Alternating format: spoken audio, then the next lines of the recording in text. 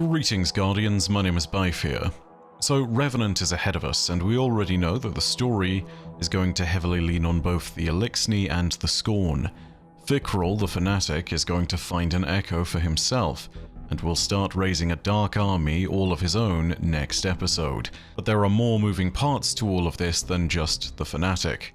On the Eliksni side of things, we'll see a variety of characters being involved by the looks of things, including Variks, Mithrax, Ido, the Spider, and perhaps most curiously of all, Eramis. Her involvement and how it links to Ido, the Scribe of the House of Light, is what we'll be investigating more of today. We'll be looking at how some of the city's own spies have been looking into her communications and have revealed that she's attempting to reach out to the Kell of Darkness. So, for those of you who aren't familiar, here's a quick recap. Back in the Season of the Plunder, we were fighting against Eramis, the Kell of the House of Salvation, in order to recover some lost relics. Mithrax and Ido were by our side, and we faced the Dark Kell, eventually defeating her. But in the process, Ido was pretty profoundly changed by the whole experience. Eramis showed Ido that her father had previously had a dark past as a pirate warlord, and this momentarily drove a wedge between the Kell of the House of Light and his daughter, as they were attempting to collect more of those relics that were originating from Nezarec. Eramis and Ido would have further contact over a few strange instances, and eventually Ido would grow bold enough to try and claim the last of the lost relics of Nezarec for her own. Eramis would quickly follow in pursuit, and this would have spelled the end for the young scribe, were it not for the equally sudden arrival of the Lucent Hive. They threatened Ido, and in the process Eramis was confronted with a strange decision. She could have let the child of her enemy die, but instead she fought the Lucent Hive to defend Ido from them.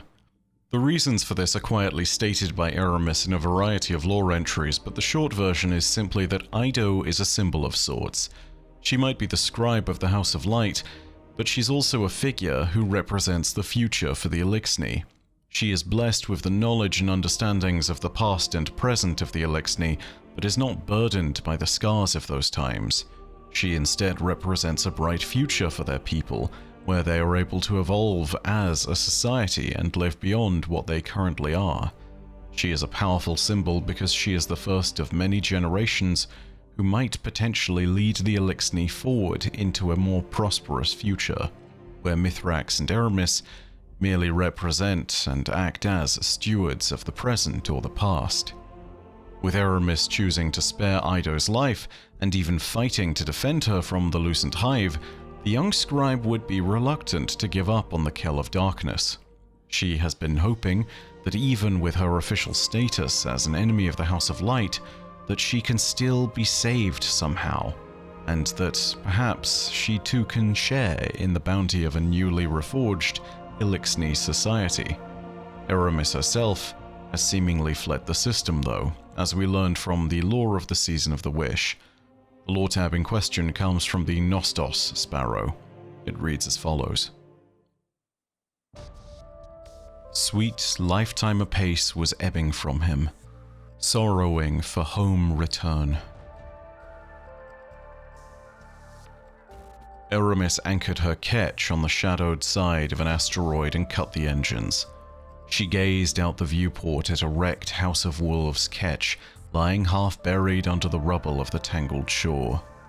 Her reverie was broken by Kylaxis, her lieutenant. Eramis Kell, your plan is working, the Vandal chittered gleefully. The reef patrol is inbound, sweeping for nests. If we board them quickly, we can take the ship intact. No, Eramis replied, still gazing out the viewport.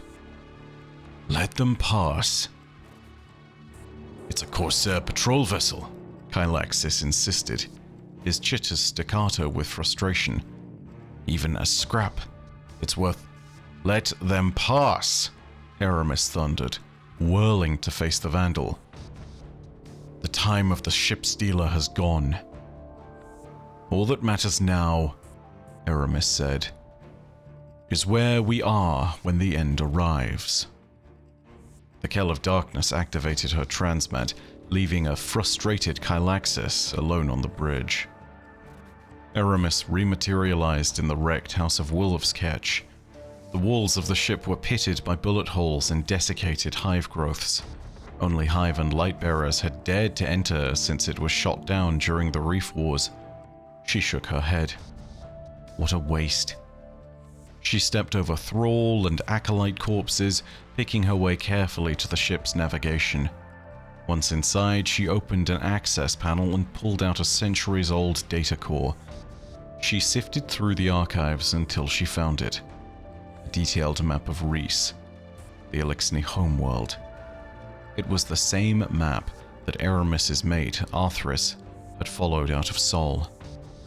It even included the habitable zones she'd tabbed as potential landing sites.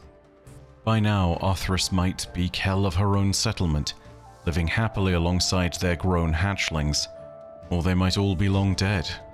In truth, Eramis hadn't wondered at either possibility for decades.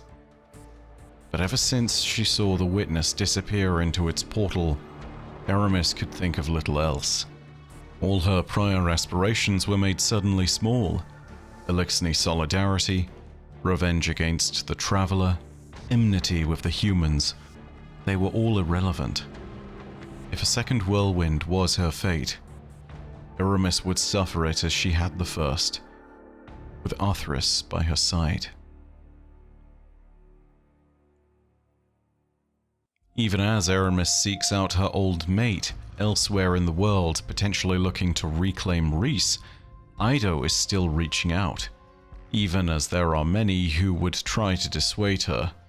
Unfortunately, whilst the scribe has been most diligent in her search, she has not been quite so diligent in her subtlety. The Hidden have been keeping tabs on her communications and have discovered her intent thanks to the unearthing of a communications log between her and Rakis, the Spider. The conversation that they conducted gives us a great deal of information. The lore tab where we learned of this is the Faith Keeper rocket launcher from Echoes. It reads as follows. Never falter, never break. Access restricted. Agents Ikora 006. Subject: Eliksni Quarter VIPs. 1.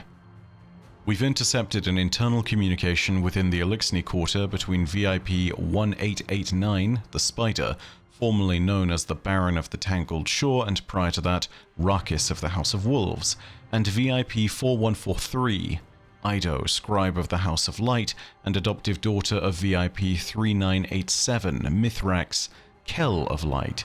The conversation regards VIP 2029, Eramis the Ship Stealer. 2. The communication between 4143 and 1889 took place over an encrypted connection between a Botsa district terminal and a personal datapad owned by 4143. It was not difficult to access. Security protocols should be reviewed and relayed to 3987 to avoid any future external data breach. 3. Communication has been transcribed below. Background noise and nonverbal communication is described in annotations. Scribe. Spider.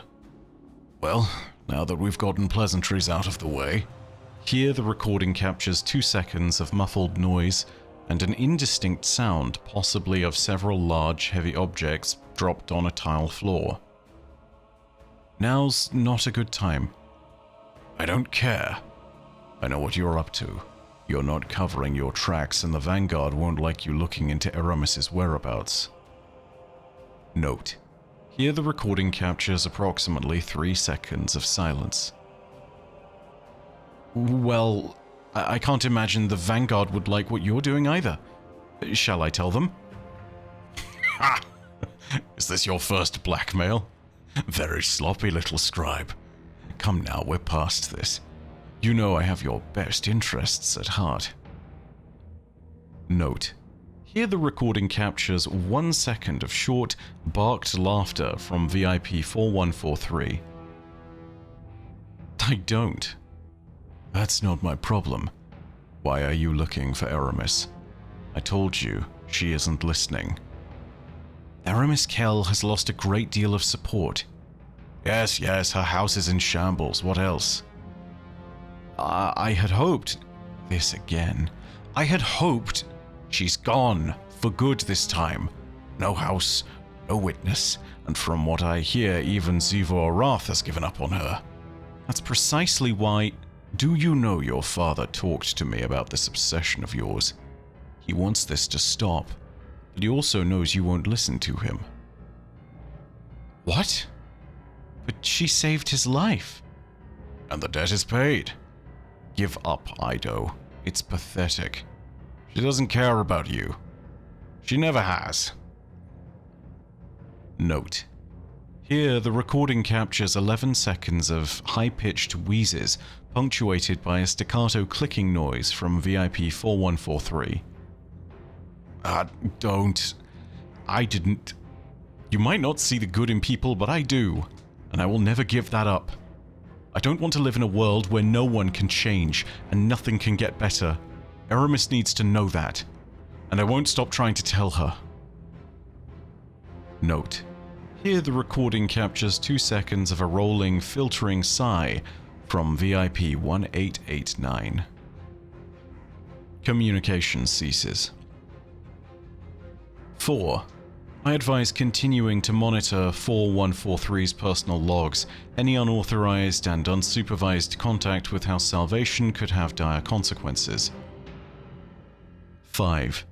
Additionally, I advise approaching EKS 443 for greater cultural context on Eliksni non-verbal communications.